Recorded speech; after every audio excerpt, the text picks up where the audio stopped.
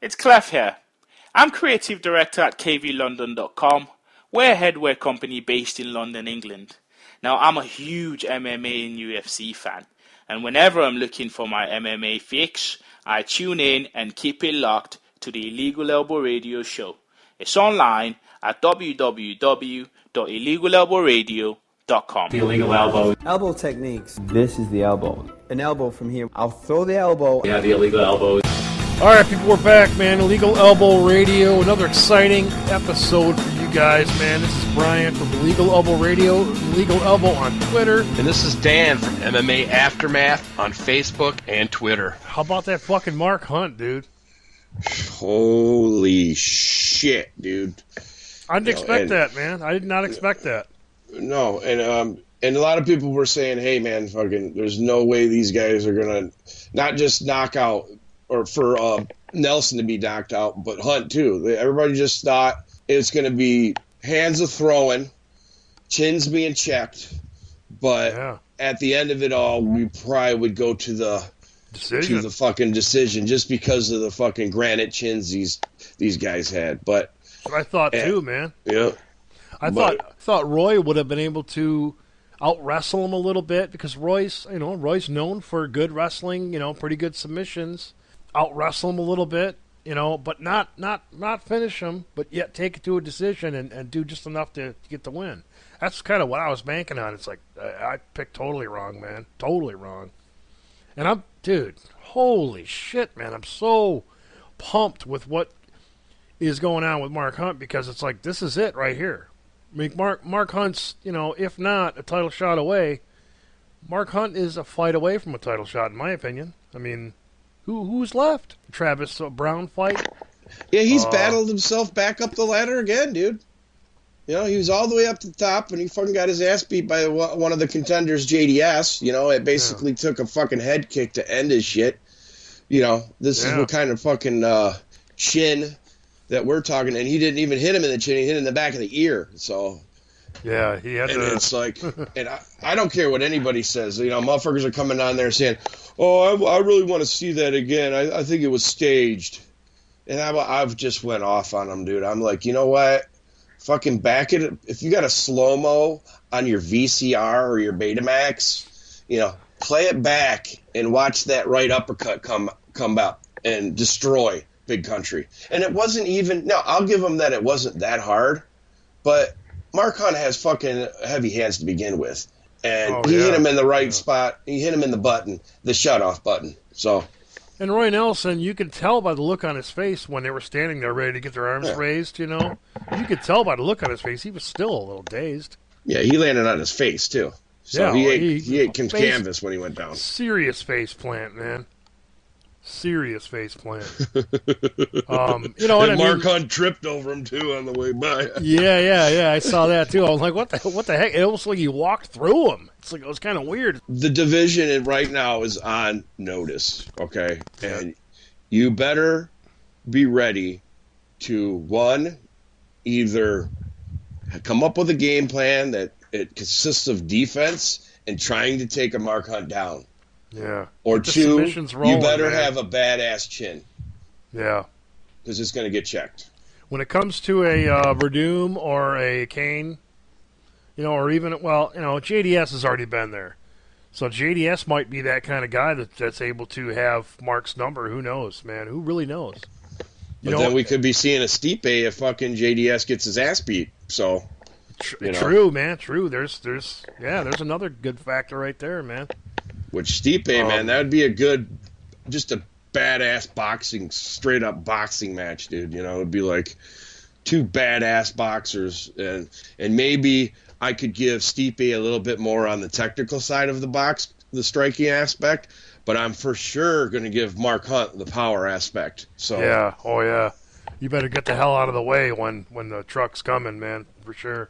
Yeah, if he's putting fucking power into, like I said, that wasn't even as hard as he could punch the shot, the uppercut that knocked out Nelson. He made history, dude. He made history. Yeah. So just plain and simple. Nobody's ever done that. Yeah. Somebody said Arlovsky did it back in the day, but I don't remember all that. So maybe in the IFC he's talking about or something, because I don't remember. IFL, yeah. It was like 2006, 2007-ish.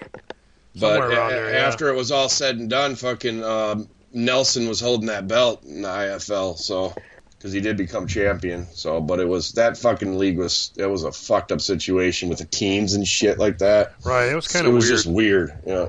Yeah. I mean, cool idea, kind of like a Bellator or whatever. Cool idea, different thing. That's what's going on today. But it's like, yeah, it's But getting back to Hunt, man, his fucking power. It has to. If you're fucking JDS, man, he fucking took JDS to the fucking limits, bro.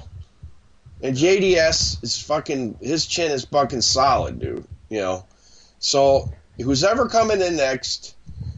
This guy has a puncher's chance, a serious puncher's chance to fucking just keep going up the fucking to the top, bro. To me, it's really above a puncher's chance at this point. Yeah, it's like you're on notice, dude. You're on notice. Yeah. If you fuck up one time, this guy will catch your ass. It's serious, man. It should seriously be scary for everybody in the heavyweight division, because even if he loses to somebody, these guys that are lower on the totem pole, hey, man, you should be fucking scared too, because this guy will reclaim his fame on your ass. He'll fucking rearrange your checklets, dude. So, just be on notice right now, because this guy's fucking coming like a damn freight train, and for him to knock a Nelson who has been through wars and took the best that JDS had to dish out, took the best that a Stipe Miocic had to dish out. The guy fucking rolls with the punches, and yeah, he might not win the fight, but he took the punishment. He has warrior status, and just look what fucking happened here. It's face sick, plant, man. Fucking face plant, floor burn.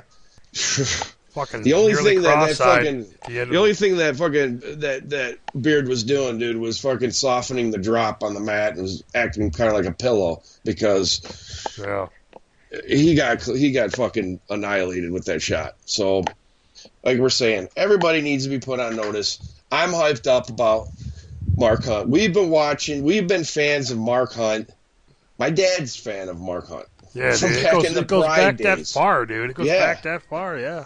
And we're talking about early 2000s when Mark Hunt was just, and the only way you could take Mark Hunt, because for a while there he had a little trouble because people were doing a little homework and they were like, okay, I'm going to take him down, I'm going to get him in the mount, or I'm going to administer a Kimura on him or something like that.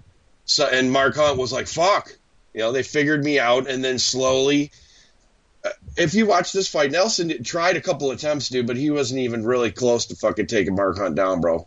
No. Mark Hunt would just back the fuck out of there and be like, nope, you're standing up, bro.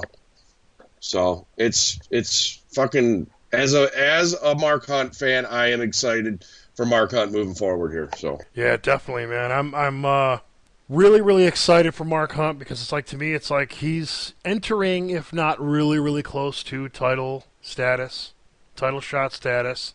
And at the same time, it's like with Roy Nelson on the other side, on the entire other side of everything that's going on, we've commented on it before, maybe within the last 6 months. It's going to happen sooner or later, man. Somebody's going to find that chin. Somebody's going to get it.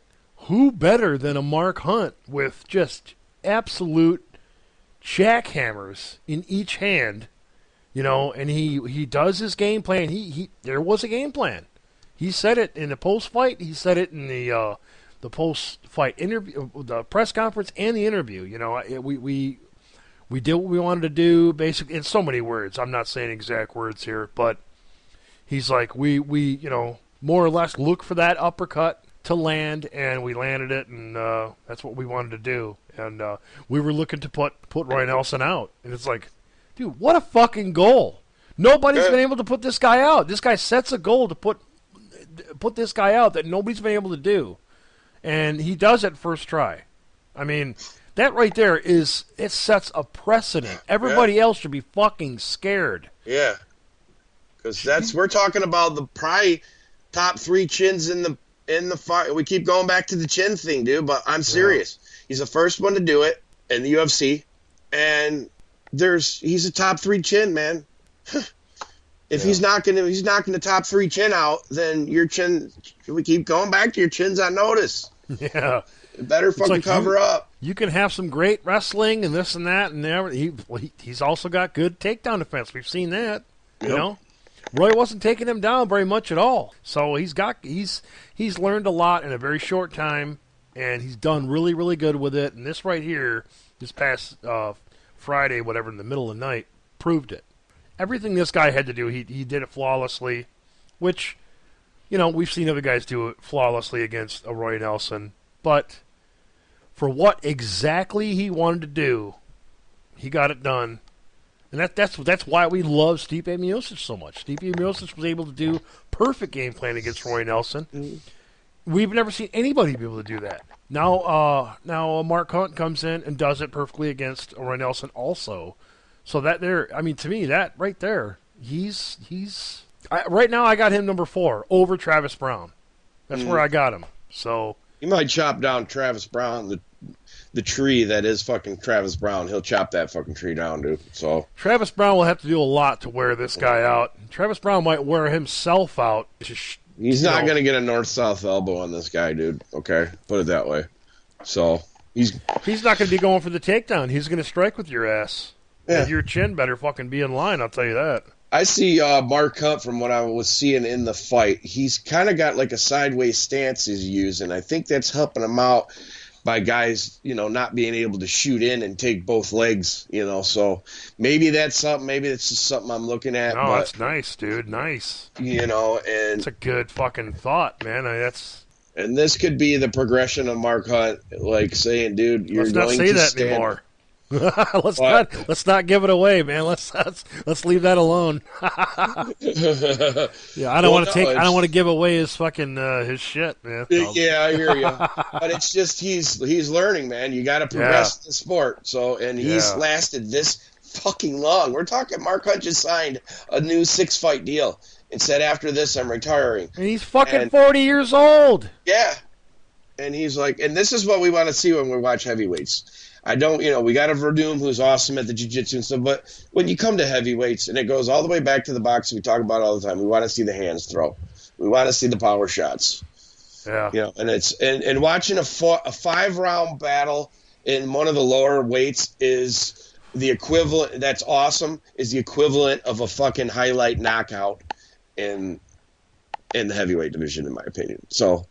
Because in the heavyweights, you are looking for the knockout, in my opinion. You know? Yeah, and I mean, what Mark just pulled off was pretty much a Roy Nelson fucking knockout. Yeah. On Roy Nelson. I mean, that's why, another reason why it's so gigantic. You know, you got like guys like Travis Brown that got a certain little game that makes them special as they are. You know, a Junior DeSantos that makes him what he is. You know, obviously a Cain Velasquez as well. And you got a guy like Fabricio Verdum, you know, with his newfound game, you know, Muay Thai strikes, knees, you know, uppercuts, just outlandish fucking sweet strikes. So, I mean, it's the heavyweight division right now, when you look at it in the top 10, it's you know, in the UFC anyway, it's fucking sick right now, even though it's a very small division, and it's actually getting smaller as we go here. You know, there's 42 fighters on UFC's roster, which probably literally 29 or 30, 31 of them are get into the top 5, you're talking about elite heavyweights, you know. Right, but I mean, what I'm saying is a lot of them guys, you know, out of 42, like literally 30 or 31 of them are actually fighting. A lot of them guys are retired, or they haven't been in there in like 3-4 years. You know, they still got Shane Carwin listed. Shane Carwin hasn't fought in a long time, man. I mean, I think it's pretty evident that he's not coming back. You know what I mean? Come on, man. You know, UFC to still have Shane Carwin listed? Get the fuck over it, man. Stop it. Man, to put a cap on that one, man, giant night for Mark Hunt. Like we said, he put the entire fucking division on notice, and he's cap it off, dude. And guess what, people? This is gonna be an episode in itself, and we're gonna come back because we're gonna go take a break. But we're gonna get out of here with this episode right now until we come back with the rest of the rundown in this card. So Steadfast. And God beer.